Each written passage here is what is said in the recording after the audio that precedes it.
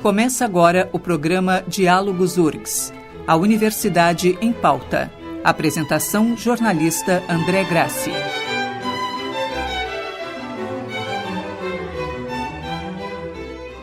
Olá, está começando o Diálogos URGS, a Universidade em Pauta.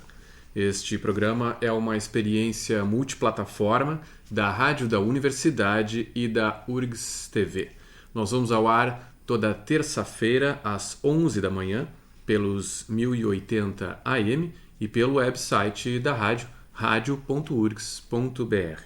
Logo depois, o programa fica disponível no canal YouTube da URGS TV e o Diálogos pode ser acompanhado também na UniTV, canal 15 da NET de Porto Alegre. Rádio da Universidade, 1080 AM. Hoje, nosso último programa do ano, de 2019, recebendo o professor Rui Vicente Oppermann, reitor da Universidade. Professor Rui, bem-vindo. Obrigado. Novamente. Recém-chegando aí de viagem, né, da China. Isso. Provavelmente com a cabeça aí no horário completamente trocado ainda, de madrugada, sei lá que horário que seria para o senhor. Mas, enfim, vamos lá, né? Nossa despedida do ano, um ano de 2019 difícil para a URGS, para as universidades. Nós, lá no início do ano, né, fazemos um programa de perspectivas para o ano com muitas incertezas, né? Algumas coisas difíceis realmente aconteceram, mas também um ano de muitas realizações, né? Paradoxalmente, até para a URGS, né? Acho que a gente pode começar com isso agora, nesse finalzinho de ano. Nós primeiro recebemos embaixadores da União Europeia aqui na universidade, né, tratando da internacionalização. E agora o senhor foi mais uma vez para a China. Né? Exatamente. Olha, esse aspecto da internacionalização mereceu uma grande atenção nesses últimos meses por parte da universidade. E acho que os pontos altos são justamente esses. Tivemos aqui um número de 15, 20 embaixadores da Comunidade Europeia, juntamente com o embaixador da própria Comunidade Europeia, né? E preparamos para uma apresentação de todos os aspectos pertinentes à encomenda que eles tinham feito com relação à nossa universidade. É muito importante lembrar que o precursor, o embaixador da Comunidade Europeia, quando veio conversar conosco, ele já estava muito bem informado sobre a URGS e tinha uma encomenda sobre alguns aspectos que ele achava que eram importantes. A inovação certamente era empreendedorismo, inovação. A área da saúde também era muito importante. A área da água, né, da água e dos mares, né, que é uma grande preocupação. Aliás, a preocupação ambiental ela está em todo o mundo, né, com maiores ou menores defesas da questão ambiental, mas está aí presente. E também a própria questão das relações internacionais, quer dizer, como é que nós lidamos hoje no mundo, por exemplo, com o acordo entre o Mercosul e a Comunidade Europeia, um acordo que vai impactar em muito não só a nossa economia, como também a nossa educação, né? Na medida em que hoje nós somos um centro para o Mercosul e entendemos que esse acordo pode abrir oportunidades ainda maiores de intercâmbio entre o Brasil, os nossos amigos do Mercosul, argentinos, uruguaios, paraguaios, bolivianos, chilenos, com a Comunidade Europeia. Então, o encontro foi um encontro muito, muito proveitoso. Os próprios embaixadores fizeram uma avaliação muito positiva do encontro, né? E eu devo dizer que eu assisti até o ponto em que eu tive que sair correndo para pegar o avião para a China, mas eu saí de lá do Centro Cultural absolutamente orgulhoso com a nossa universidade. Professores, pesquisadores, professoras, pesquisadoras, os nossos alunos da graduação, da pós-graduação, apresentando o que a URGS é para esses embaixadores, os embaixadores com um grande nível de interação, né? E o ponto alto foi, evidentemente, o comentário do embaixador da Alemanha, né, que queria que a gente dissesse onde é que estavam as extensas plantações de maconha nas universidades. Eu achei muito interessante um embaixador provocar esse assunto, né, para ver o nível em que a situação está. Né? E claro que foi colocado de uma forma que mostra assim, a educação superior é uma prioridade para a comunidade europeia e a URGS está como uma das prioridades da comunidade europeia no estabelecimento de programas com a comunidade e com a nossa universidade. Bem, e a URGS também já há algum tempo tem alguns convênios e intercâmbios sendo iniciados com a China, né? Com essa nova grande potência aí do globo. Eu até brinquei, voltando da China, e disse, olha, os meus netos têm que aprender mandarim. A gente sempre queria aprender inglês. Eu acho que é mais importante hoje aprender mandarim porque o futuro é chinês. Mas eu acho que é mais difícil também. Mas é muito mais, por isso tem que ser logo. Né? Dependendo da idade, já é tarde demais para aprender mandarim. Mas o fato é que essa é a terceira vez que eu vou à China, sempre convidado pelo Instituto Confúcio, que organiza a sua reunião mundial nos finais de ano. Né? Estivemos na terra natal do Mao Tse-tung, né? E fomos muito bem recebidos. Tem uma oportunidade muito grande da gente fazer uma interação com todo mundo, porque o Instituto Confúcio está em todo o mundo. O Sr. Padula, nosso diretor brasileiro, fez uma apresentação do Instituto Confúcio, não só na área de línguas, de cultura, mas também na interação com a sociedade, que é o mote que nós estamos dando para o Instituto Confúcio. Foi muito aplaudido, muito reconhecido o seu trabalho. Então, nesse momento, tivemos um grande fator positivo. E depois, durante 3 dias, nós fizemos várias visitas a universidades parceiras nossas em Beijing. Né? Tivemos na Universidade de Pequim, tivemos na Universidade da Comunicação da China, que é a nossa parceira no Confúcio, tivemos na Universidade de Tecnologia, tivemos na Universidade de Agricultura, não? E com todas essas universidades nós abrimos espaços importantes para a Universidade Federal do Rio Grande do Sul. Nós vamos firmar um convênio entre o design de produto, o curso de design que está ligado à arquitetura e engenharia, com o curso de design da Universidade de Comunicação da China, para a produção de produtos com design interativos, ou em conjunto entre os alunos e os professores do design na China e os alunos e professores de design aqui em Porto Alegre, e esses produtos serão então comercializados, tanto aqui como na China. Esse é uma coisa que nós não imaginávamos que fosse acontecer. A gente sempre pensa em mobilidade, pensa em projetos de pesquisa. Quando nós apresentamos esse conceito para os chineses, eles ficaram maravilhados, né, com a ideia e imediatamente entenderam a importância. Então é só um exemplo, André, daquilo tudo que a gente pode fazer, as grandes potencialidades que a gente tem. Na área da agricultura familiar, na área do planejamento rural, na área do agribusiness, na área da tecnologia, na área de línguas, na área do direito. Todas essas áreas nós temos interações importantes com essas comunidades chinesas e a URGS ela é muito bem recebida. E foi lá, enquanto estávamos na Universidade de Beijing, de Pequim, que nós recebemos a notícia de que a URGS tinha sido colocada novamente, pelo 8º ano consecutivo, como a melhor universidade federal. E eles ficaram muito impressionados com essa posição, porque estávamos frente a uma universidade que é uma das top 10, né? Aliás, todas essas que eu mencionei estão dentro dos top 10 da China. Então, são universidades de altíssima qualidade, né? E quando nós mostramos que a URGS também é uma universidade de altíssima qualidade, ficou ainda mais fácil a gente fazer essa interação. Então, eu tenho certeza que nós vamos ampliar a presença de docentes, a presença de estudantes e a presença de técnicos nos próximos anos nesse intercâmbio com a China.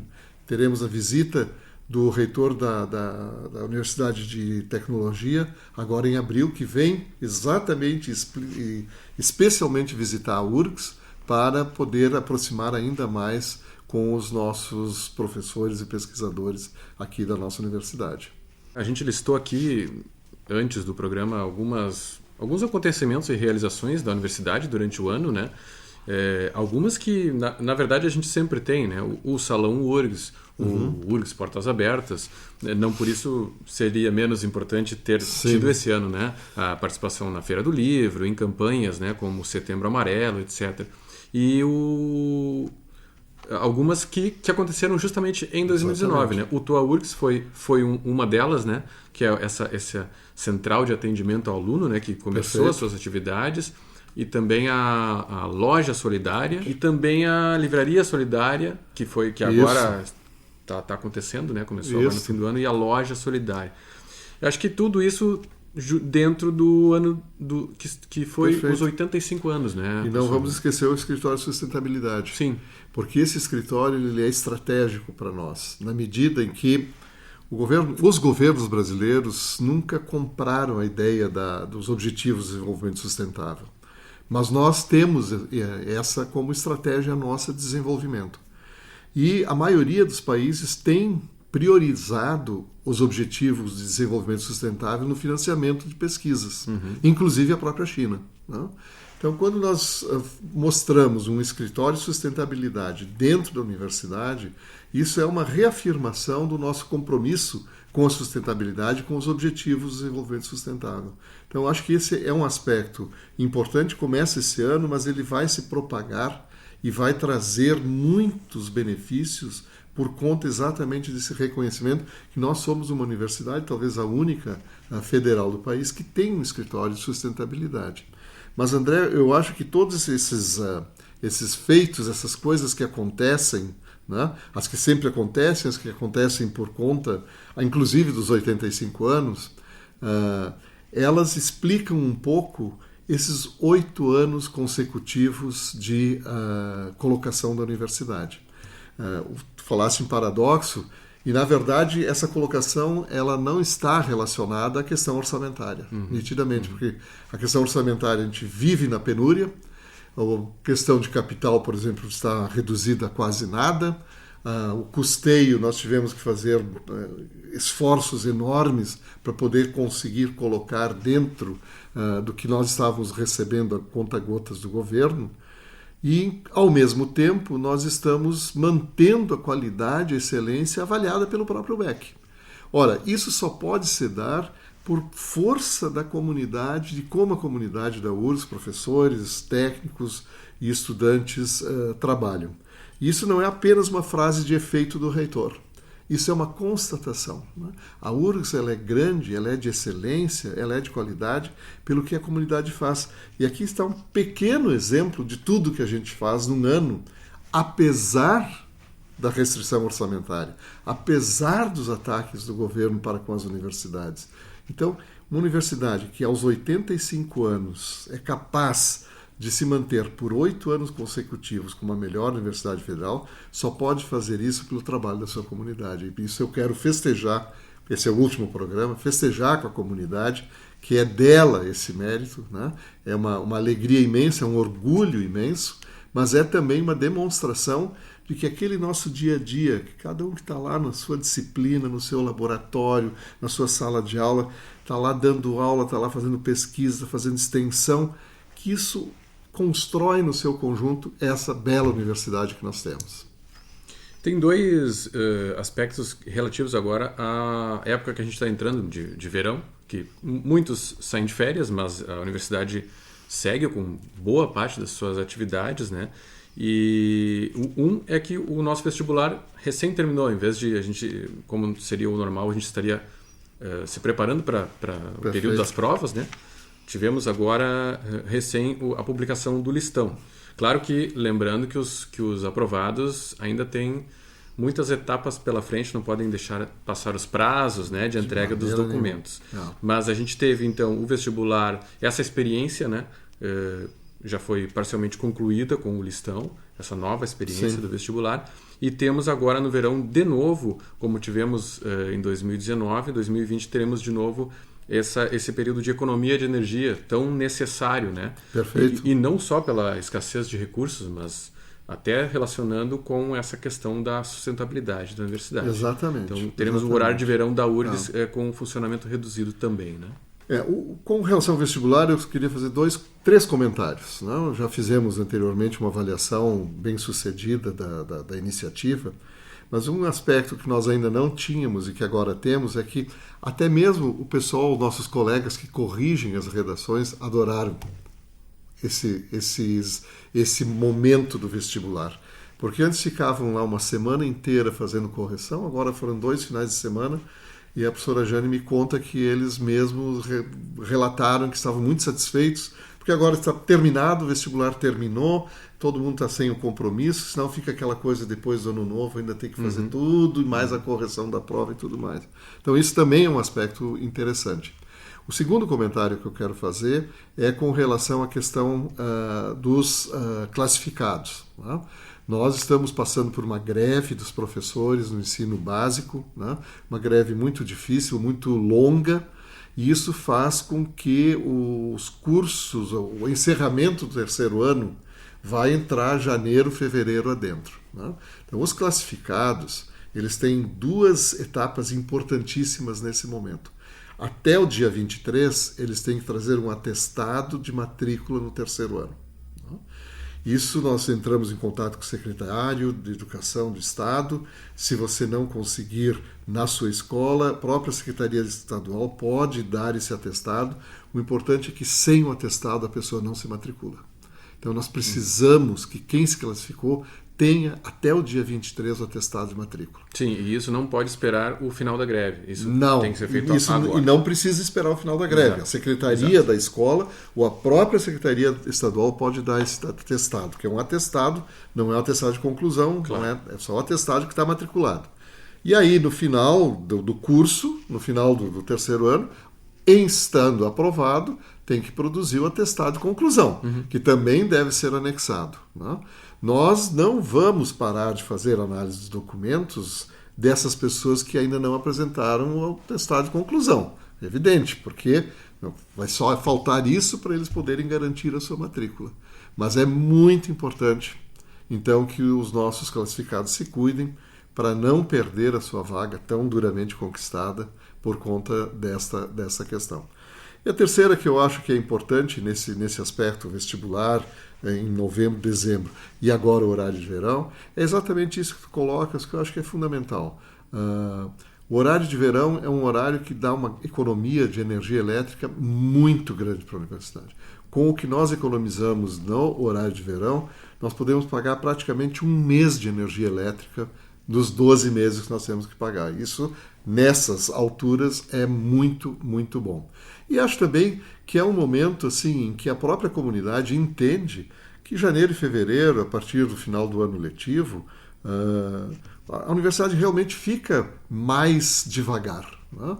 E não tem por que a gente ficar gastando energia elétrica de uma fábula em termos de ar-condicionado por conta exatamente dessa situação. Então, sim, é também um conceito de sustentabilidade. Aliás, a justificativa que nós usamos para poder fazer esse horário de verão está dentro não só a economia financeira, mas também o conceito de sustentabilidade. Quer dizer, nós somos uma universidade que se preocupa com a energia que está sendo consumida pela própria comunidade e pela sociedade como um todo.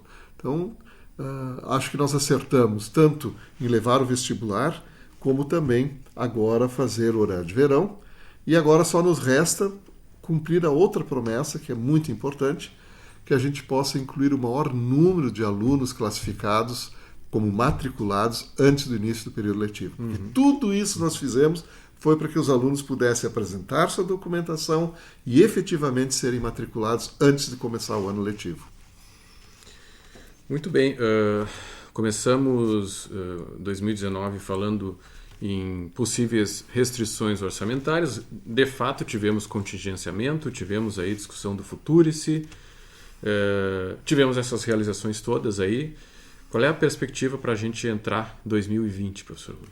Eu vou falar um pouco sobre o Futurice, que eu acho que esse está moribundo. Né?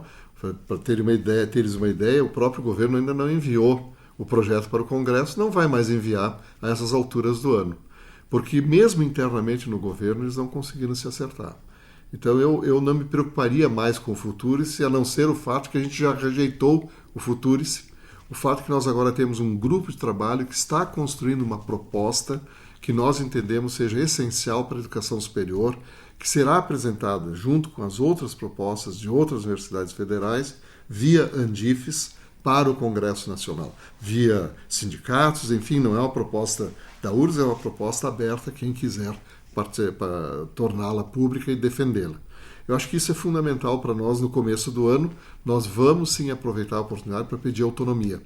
A autonomia da universidade, a efetiva autonomia da universidade, vai superar uma série de problemas que a gente ainda tem na gestão e na liberdade de cátedra, né, que é algo fundamental para uma universidade. Quanto à questão orçamentária, nós ainda não temos exatamente definido qual é que é a parte do orçamento que virá para as universidades e qual a parte virá para a URGS. Nós continuamos preocupados com a divisão do orçamento em duas partes, uma parte liberada já no começo do ano e outra parte dependendo de uma liberação pelo Congresso. Isso é um absurdo, né? Isso é uma situação que num ano eleitoral jamais deveria ser feito, ano eleitoral dos municípios eu estou falando, né?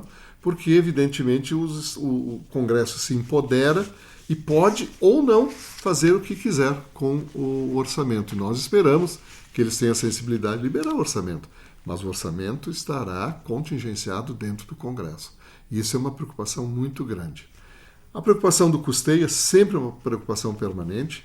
A inflação que ocorre, ainda que dita pequena, a inflação das universidades é maior do que o IPCA, né? E, portanto, nós teremos certamente dificuldades novamente de chegar até o final do ano com o nosso custeio sem aumentar o nosso déficit. E a outra grande questão é o capital. Nós precisamos de recurso para investimento. Né? Esse governo tem que entender que isso é investimento, não é gasto. Né? Uma universidade que não faz investimento de capital na sua infraestrutura é uma universidade que está indo para trás. Né? Das 5 universidades que nós visitamos na China, 4 estão construindo um campus inteiramente novos. Né? A Universidade de Pequim, por exemplo, tem quase 200 mil estudantes, tem um campus perto de Beijing, está construindo um campus totalmente novo e vão se transferir inteiramente para esse campus novo. Não? E nós aqui não conseguimos terminar um prédio. Como é que a gente pode sobreviver como instituição de pesquisa, de ciência, de conhecimento com essa penúria?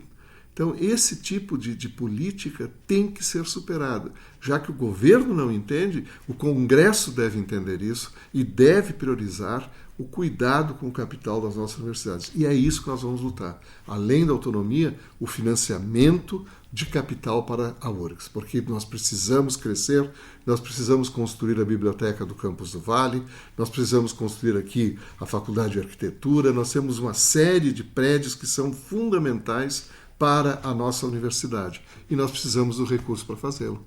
Então é isso que nós vamos fazer esse ano que vem. Muito bem.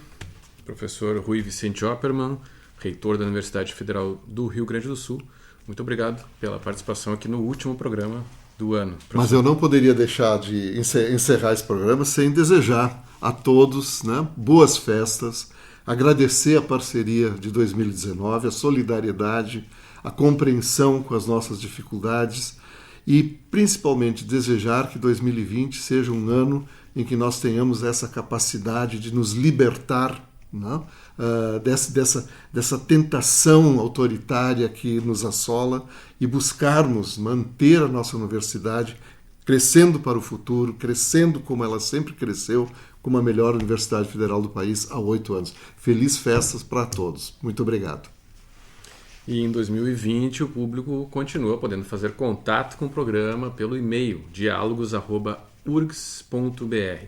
Diálogos URGS é uma parceria da Rádio da Universidade com a URGS TV. Pela Rádio da Universidade, este programa teve produção e apresentação de André Grassi, na técnica Vladimir Fontoura, com a supervisão do professor Luiz Esperoto Teixeira. Pela URGS TV, imagens de Ana Moura e Gabriele Deluna. Nós voltamos após um recesso para recarregar as baterias aí, né? E seguimos com a pauta da melhor Universidade Federal do Brasil, pela 8ª vez, aqui pela pioneira das emissoras universitárias do Brasil, né? A 1080 Rádio da Universidade. Ouvintes e telespectadores, um bom Natal e um 2020, sobretudo, com paz.